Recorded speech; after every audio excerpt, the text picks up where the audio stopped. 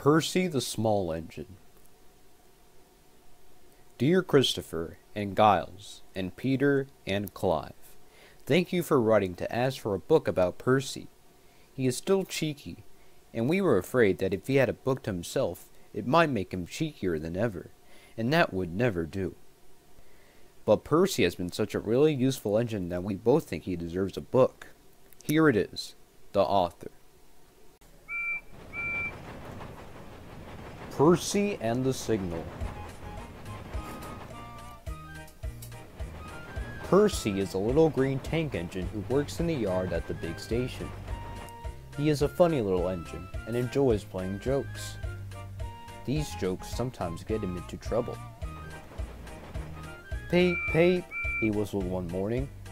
"Hurry up, Gordon. The train's ready." Gordon thought he was late and came puffing out.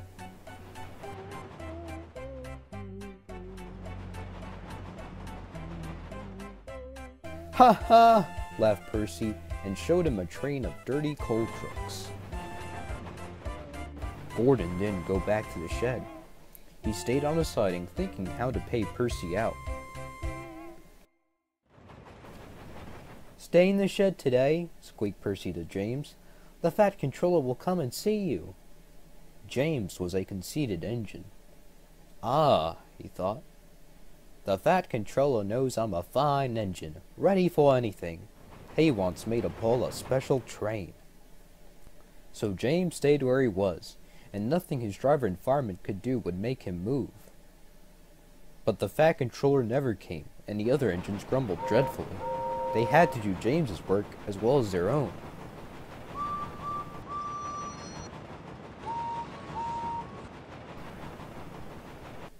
At last an inspector came. "Show a wheel, James," he said crossly. "You can't stay here all day." "The Fat Controller told me to stay here," answered James sulkingly. "He sent a message this morning." "He did not," retorted the inspector. "How could he? He's away for a week." "Oh," said James. "Oh," and he came quickly out of the shed. "Where's Percy?" Percy had wisely disappeared.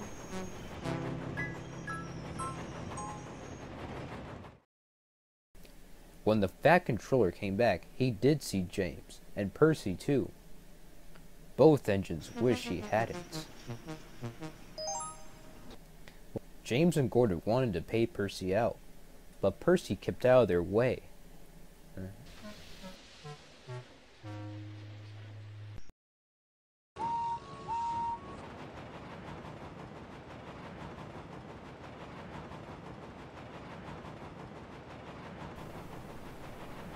One morning, however, he was so excited that he forgot to be careful. "I say, you engines," he bubbled, "I'm to take some trucks to Thomas's Junction. The Fat Controller chose me specially. He must know I'm a really useful engine." "More likely he wants you out of the way," grunted James. But Gordon gave James a wink. "Ah, yes," said James. "Just so. You were saying, Gordon?" "James and I were just speaking about signals at the junction. We can't be too careful about signals, but then, I needn't say that to a really useful engine like you, Percy." Percy felt flattered. "Of course not," he said. "We had spoken of backing signals," put in James. "They need extra special care, you know. Would you like me to explain?" "No, thank you, James," said Percy airily.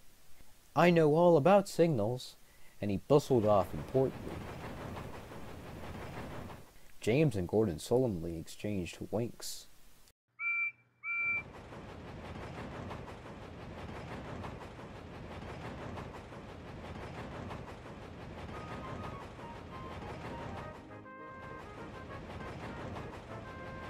Percy was a little worried as he set out. "I wonder what backing signals are," he thought. "Never mind, I'll manage. I know all about signals," he puffed crossly to his trucks, and felt better.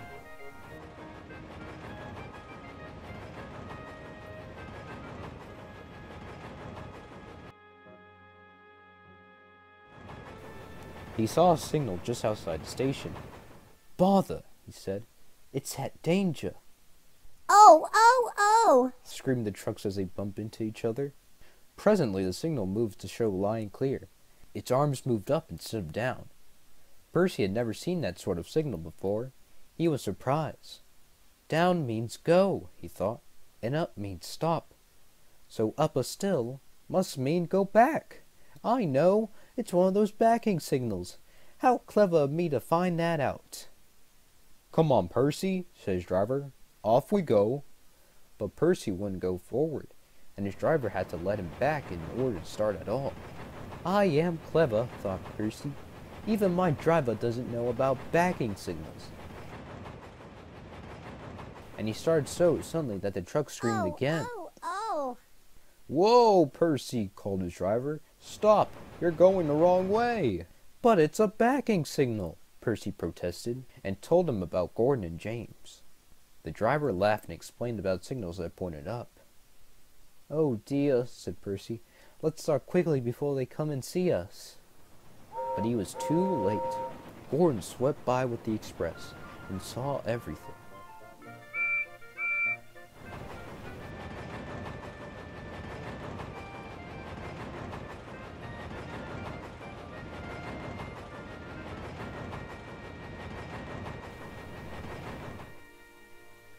The big engines talked about signals that night.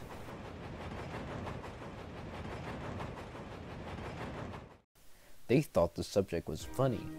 They laughed a lot. Percy thought they were being very silly.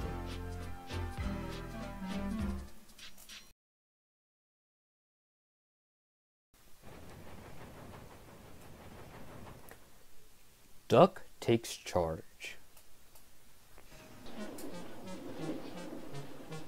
"Do you know what?" asked Percy. "What?" grunted Gordon. "Do you know what?" "Silly," said Gordon crossly. "Of course I don't know what, if you don't tell me what is." "The Fat Controller says that the work in the yard is getting too heavy for me. He's getting a bigger engine to help me." "Rubbish," put in James. "Any engine could do it," he went on grandly. "If you worked more and chatted less, this yard would be a sweeter, a better, and a happier place." Percy went off to fetch some coaches.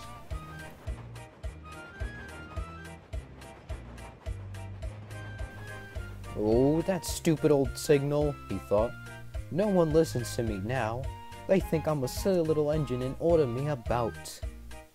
I'll show them, I'll show them," he puffed as he ran about the yard, but he didn't know how.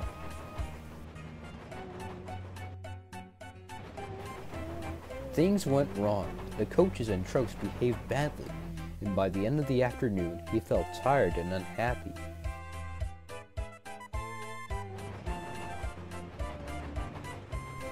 He brought some coaches to the station and stood panting at the end of the platform. "Hello, Percy," said the Fat Controller. "You look tired." "Yes, sir, I am, sir. I don't know if I'm standing on my dome or my wheels." "You look the right way up to me," laughed the Fat Controller. "Cheer up. The new engine is bigger than you, and can probably do the work alone. Would you like to help build my new harbor at Thomas's Junction? Thomas and Toby will help, but I need an engine there all the time." "Oh, yes, sir. Thank you, sir," said Percy happily.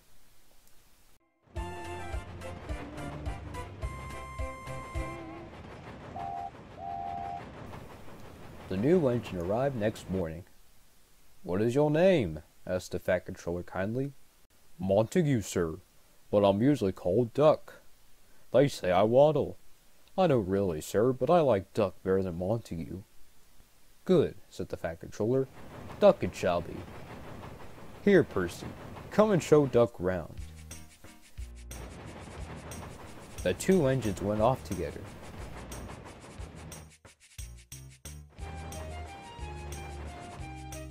At first the trucks played tricks, but soon found that playing tricks on Duck was a mistake. The coaches behaved well, though James, Gordon, and Henry did not. They watched Duck quietly doing his work. He seems like a simple sort of engine, they whispered. We'll have some fun. Quack! Quack! Quack! Wheesh! They wheezed as they passed him.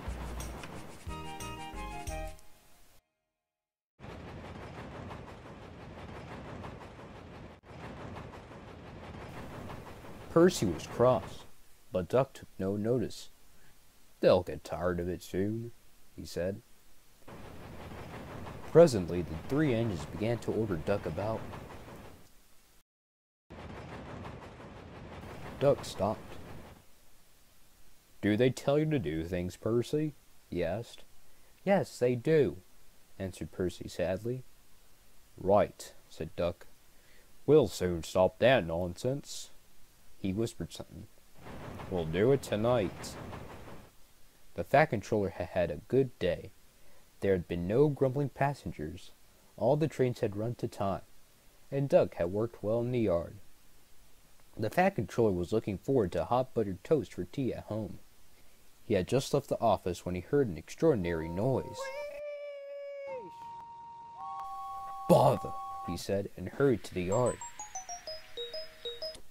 Henry, Gordon, and James were wheezing and snorting furiously, while Duck and Percy calmly sounded points outside the shed, refusing to let the engines in. Stop that noise, he bellowed. Now, Gordon. They won't let us in, hissed the big engine crossly. Duck, explain this behavior.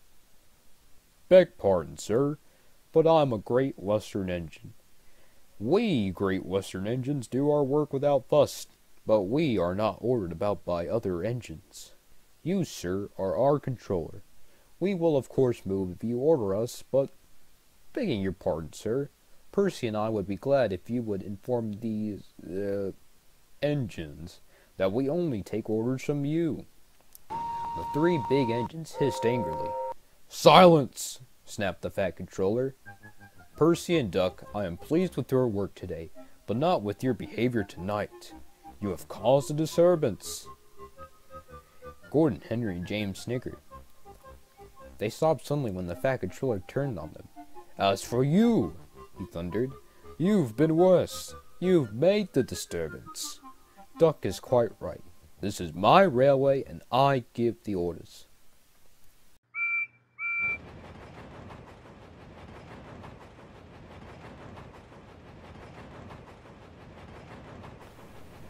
When Percy went away, Duck was left to manage alone.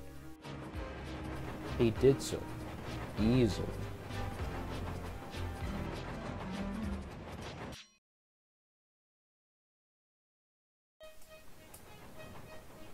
Percy and Harold.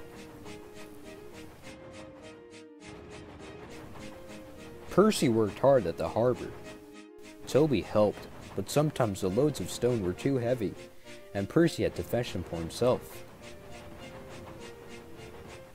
Then he would push the trucks along the quay to where the workmen needed the stone for their building.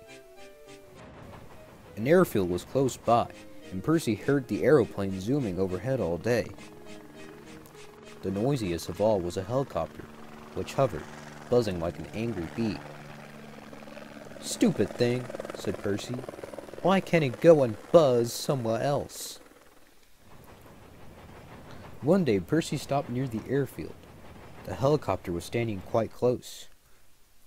Hello, said Percy. Who are you? I'm Harold. Who are you? I'm Percy. What whirly great arms you've got. They're nice arms, said Harold, offended. I can hover like a bird. Don't you wish you could hover? Certainly not. I like my rails, thank you. I think railways are slow, said Harold in a bored voice.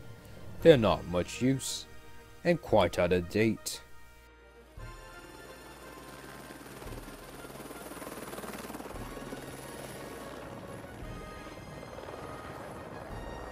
He whirled his arms and buzzed away.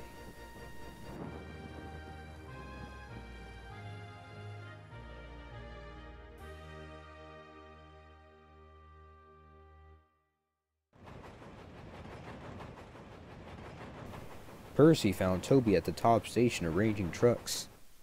"I say, Toby," he burst out, "that Harold, that stuck-up whirlybird thing, says I'm slow and out of date.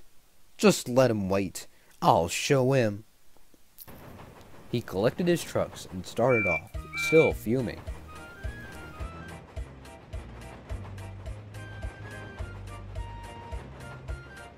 Soon, above the clatter of the trucks, they heard a familiar buzzing.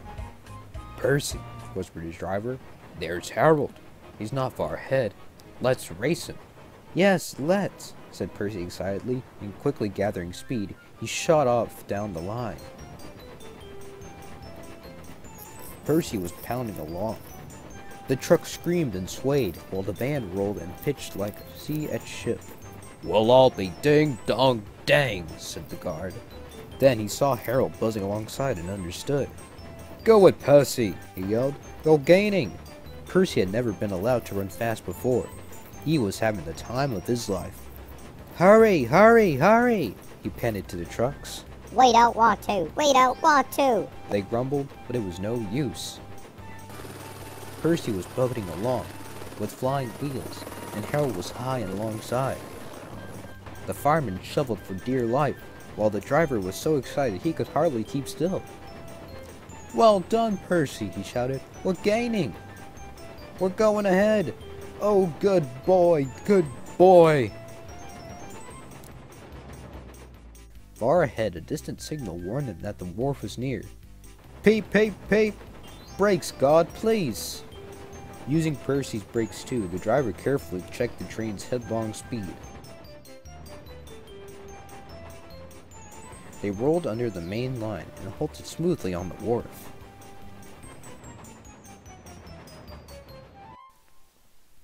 "Oh dear," groaned Percy. "I'm sure we lost." The fireman scrambled to the cab roof. "We've won! We've won!" he shouted, and nearly fell off in his excitement. "Harold's still hovering. He's looking for a place to land."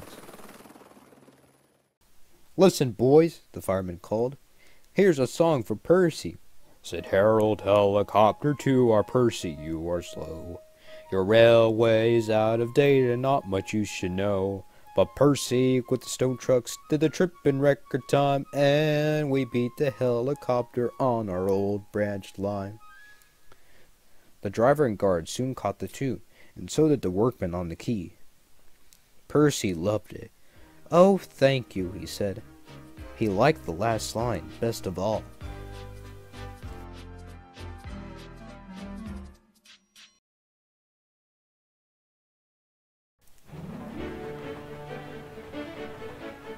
Percy's Promise.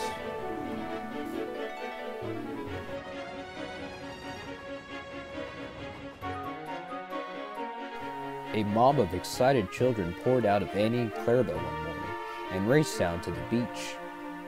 "They're the Vicar's Sunday School," explained Thomas.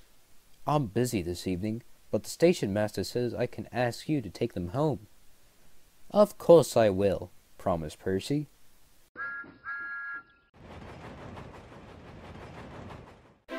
The children had a lovely day, but at tea time it got very hot. Dark clouds loomed overhead. Then came lightning, thunder, and rain.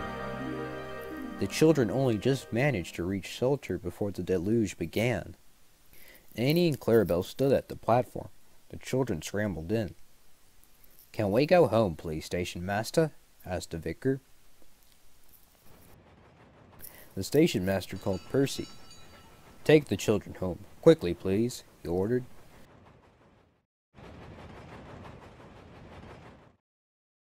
The rain streamed down on Percy's boiler.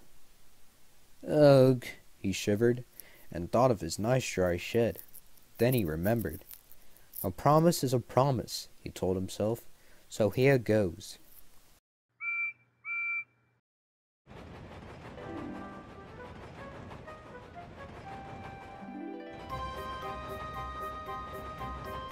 His driver was anxious. The river was rising fast. It foamed and swirled fiercely, threatening to flood the country any minute. The rain beat in Percy's face. I wish I could see! I wish I could see! He complained.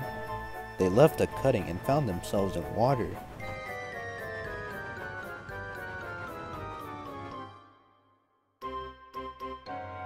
Oh, my wheels! Shivered Percy. It's cold! But he struggled on.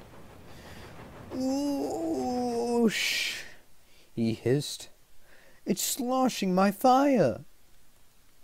They stopped and backed the coach to the cutting and waited while the guard found a telephone. He returned looking gloomy. We couldn't go back if we wanted, he said. The bridge near the junction is down. The fireman went to the guard's van, carrying a hatchet. Hello, said the guard. You look fierce. I want some dry wood for Percy's fire, please. They broke up some boxes, but that did not satisfy the fireman. I'll have some of your floorboards, please, he said.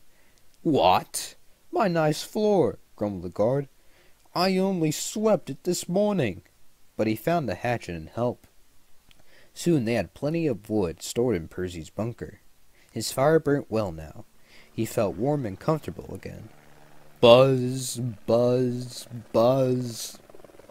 Oh dear, thought Percy sadly. Harold's come to laugh at me.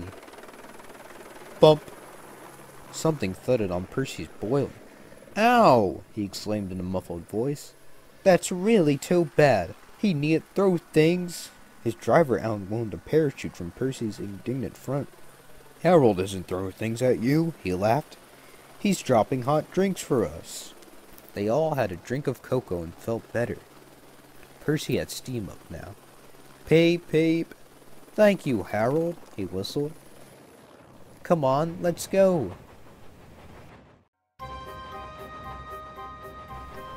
The water lapped his wheels. Ugh, he shivered. It crept up and up and up. It reached his ashpan. Then it sloshed at his fire. Whoosh! Percy was losing steam, but he plunged bravely on. I promise, he panted. I promised. They piled his fire high with wood and managed to keep him steaming.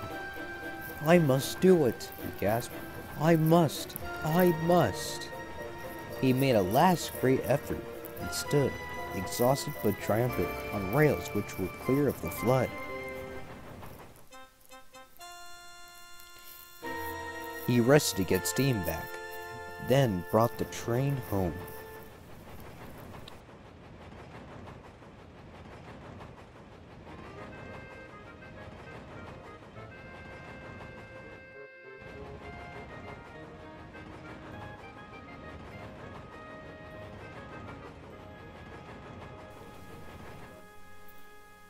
"Three cheers for Percy," called the vicar, and the children nearly raised the roof. The Fat Controller arrived in Harold. First he thanked the men. "Harold told me you were a wizard, Percy. He says he can beat you at some things." Percy snorted. "But not at being a submarine," he chuckled. "I don't know what you've both been playing at, and I won't ask. But I do know that you're a really useful engine." "Oh, sir," whispered Percy happily.